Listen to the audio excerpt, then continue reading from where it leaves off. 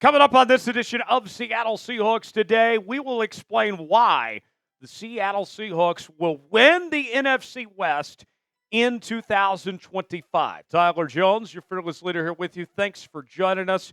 I got 5 reasons why I think this is the year Seattle breaks through with a division crown. I'll go over those reasons coming up in just a bit. If you want the Seahawks to win the NFC West, like the video. Don't jinx it. Don't make me come find you because you didn't do your part to win a division title. I would hate if we did not get 300 likes on today's video because that pretty much guarantees a division title. That's what I've been told. So trust me on this, folks. Hit that like button. We'll get started with today's show. The NFC West is shaking out to be very interesting in 2025. Seattle has a new quarterback in Sam Darnold. You move on from guys like DK Metcalf and Tyler Lockett. In comes Cooper Kupp, DeMarcus Lawrence, and among others. You look around the division, the San Francisco 49ers are in a transition phase after they moved on from Deebo Samuel and Dre Greenlaw. Now they're paying all this money to Brock Purdy. Is that going to be something that they regret down the line? You look at the LA Rams, Matthew Stafford. He is along for another ride. They don't have Cooper Kupp. He's here in Seattle. They bring in Devontae Adams. Are they a bit too old, potentially? And then you look at the Arizona Cardinals. I'm not sold on Jonathan Gannon. Kyler Murray seems like an odd fit in that system that they're trying to run. I like Marvin Harrison Jr., the star receiver there, but I think they have a lot of question marks going into 2025 themselves. So with that said, it will be tough, but I'm not sold on any of those other 3 teams at all. But I am buying in to what Seattle has to offer going into this year. And let me explain why. Let's begin with the defense. I love what Mike Macdonald's defense has entering 2025. When they made the trade for Ernest Jones at the trade deadline, this defense flipped a switch in the second half of 2025. And they were a top 5 defense for the second half of the year. I believe wholeheartedly this is the best defense in the division. I know a lot of people love the Rams defense, and they have fantastic pass rush. But to me, when I look top to bottom, position by position, this Seahawks defense has it all. Not to mention they're coached by arguably the best defensive mind in the entire league in Mike Macdonald. You'll look back at last year's defensive rankings. This team was 13th in opponents' points per game, 12th in opponents' yards per game. They were 10th in opponents' third down conversion percentage, 7th in red zone touchdown percentage, and then they were 10th in opponents' touchdowns per game. So you look at all those statistics and you say, hey, that was even when they were still figuring out the defense of how it all operates in the first half of the year, and then how much they improved. Now you start from picking up where you left off last year. I think you're in much better shape. And you just look at the talent that's going to be taking the field. Leonard Williams, I think, is one of the most underrated players in all of football. He was a brilliant addition a couple of years ago at the trade deadline. Byron Murphy, not a bad rookie season. Maybe a bit underwhelming, but I don't think he's going to do anything but go up from here. I'm very optimistic about Byron Murphy. Jaron Reed has proven to be a solid piece on that defensive line. Well, DeMarcus Lawrence, I know there's some injury and age concerns, but his track record says when he's healthy that he can still play at a high level.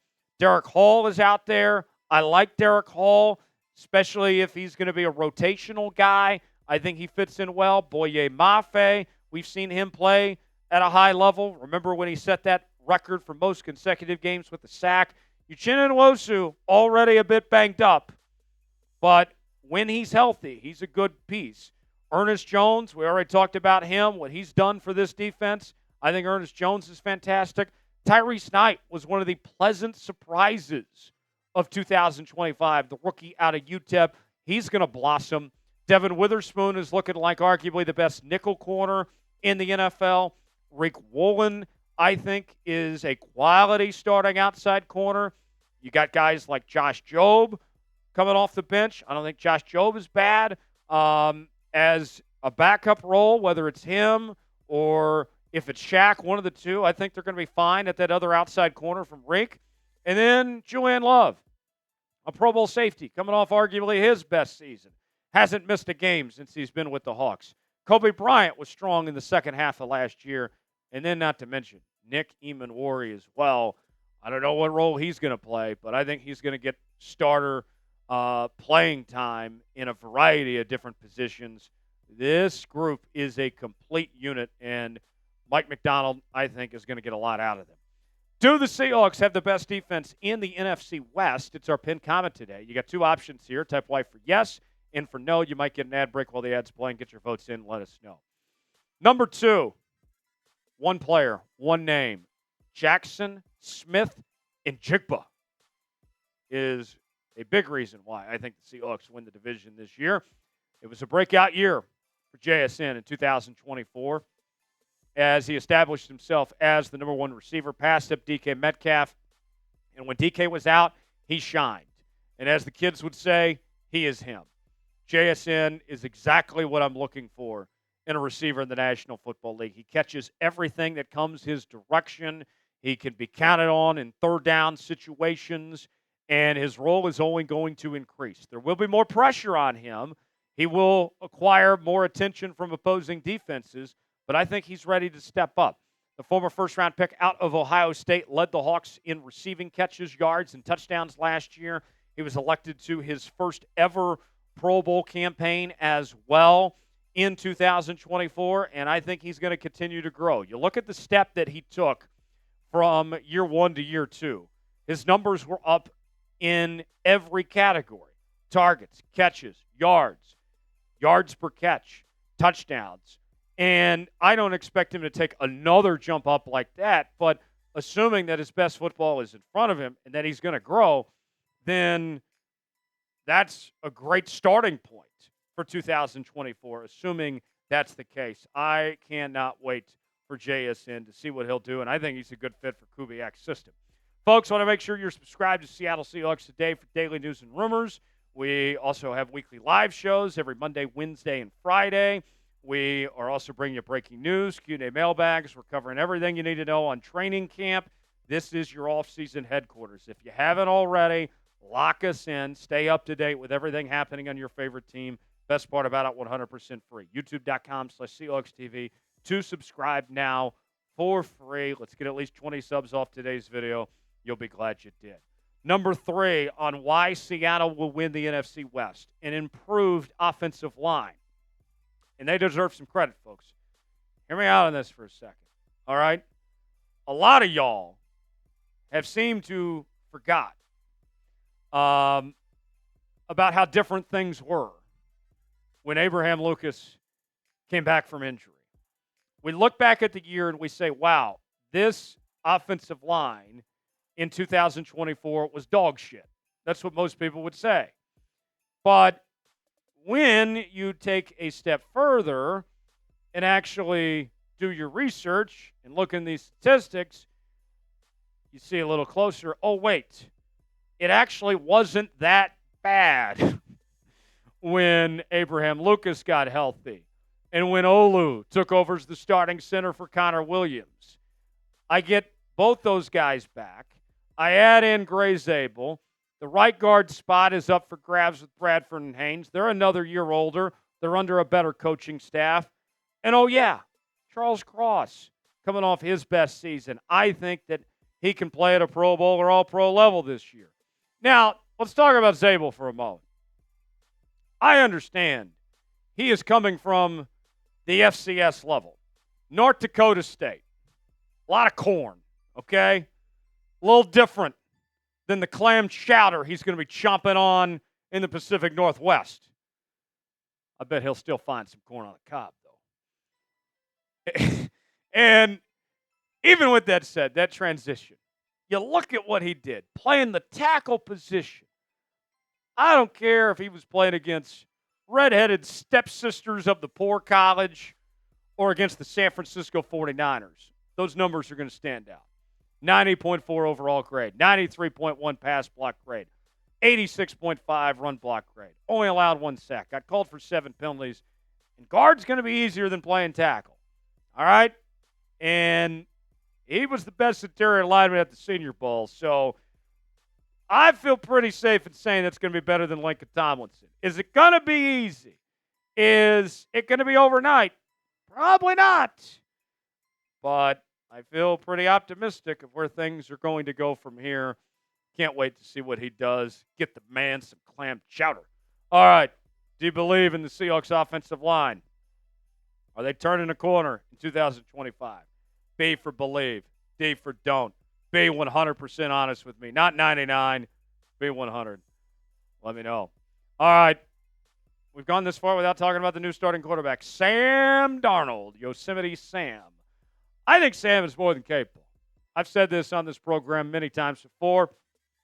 I'm probably one of the most optimistic people when it comes to Samuel and his capabilities. I think when comparing him to Geno Smith, he is a more talented, younger, and cheaper quarterback than Geno Smith. Does he hold on to the ball too long? Yes. But I thought last year was a breakout season. It was not a one-hit wonder. I feel very confident in Sam Darnold. And this offense, this scheme under Clint Kubiak is a natural fit for him. Now, sure, his Pro Bowl season, where he was named the most improved player in the league by the Pro Football Writers Association, was helped a lot by playing with the best receiver in football in Justin Jefferson and Jordan Addison and T.J. Hawkinson. But Seattle's got some dudes, too. All right? JSN, Cooper Kupp. Those guys, along with the run game and improved offensive line, maybe Sam's not throwing for 35 touchdowns again like he did last year. But if he throws for 25 plus, this team's going to be fine, especially if they can get that run game established and going. Watch out. Can't wait to see what Sam does. I think it's going to be a fun year ahead for him. Hopefully, we don't see what happened in the last two games with Minnesota, that we get the version we saw most of the season, and I think we will. Confidence level in Samuel, our favorite ginger. Scale it for me, 1 through 10. How you feeling about Sam Darnold? Weigh in and let me know. Got an insane deal for the folks out there, because just like Bill O'Reilly, I'm looking out for you. This hoodie at one point in time was $55. Now it is only $33. And I know it's warm outside, but it is a short sleeve. And if it is a little too warm for you right now, just go ahead and buy it now and wear it later. You'll thank yourself. Here's all you got to do. Go into the second paragraph. I wrote that paragraph, by the way. And go to the link that is in that second paragraph, and you can purchase this thing. It's also in the comments as well. We have all sorts of different shapes and sizes. We also have other Seahawks merchandise at that same link. Go see for yourself now. Only $33. Check it out. Link is in the comments and description of today's video. Last but not least on why Seattle will win the National Football Conference Western Division, Michael Macdonald. I have completely bought in to what Mike Macdonald is selling. He has convinced me. And you look back at last year, he was kind of overshadowed by the job Dan Quinn did in Washington. When you talked about first-year head coaches with new teams, of course, Dan Quinn wasn't a first-time head coach, but you guys know what I'm saying here. Everybody was talking about Dan Quinn, and rightfully so. They went to the NFC Championship. But Mike Mack winning 10 games in his first year. First coach in franchise history to do that in their inaugural season. He's still a spring chicken. He can barely run for president, right? He's 38 years old.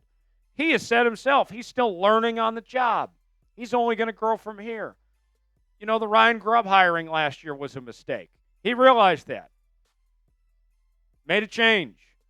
And I think you're going to see arguably the best defensive mind in football go from being a glorified defensive coordinator to a full-time head coach this year. He's more involved already. He's helping out with the offensive staff more than ever before. This is the right man for the job. I am convinced of it. And he was asked recently, what are your expectations? And I love this answer from Mike Mack. I want to win the Super Bowl. That's the expectation, man. Every time you step on the field, your expectation is to win. When I was a high school coach, our head coach, Xavier Smith, got the staff together in the summer, and he's like, hey, write down what you think our record's going to be this year. Our guys who turn in like 8-2 or 7-3, 7-1 or whatever. To those people, he was like, what games are we going to lose so we can just go ahead and not play those games? So if you go into this whole process not expecting to win, you're not doing it the right way. I think there's a lot I didn't know last year. There's still a lot I don't know that I don't know. It's not like I'm the expert after a year, but every time there's a new part of the year, it's not like, oh, crap, here we are. It's, okay, we did it last year. This is what we learned from it. This is what we liked about it. Bing, bang, bomb. Rather than just saying this is how we want to operate. Then we kind of learned as things went along. So that'll be helpful. So Mike Mack, he's locked in. He's saying the right things. He's only going to get better from here, folks. Thanks for joining us here on Seattle Seahawks Today. If you enjoyed today's show, want to win the division, like the video. I'm all in. Are you all in? Hit that like button. We'll see you next time.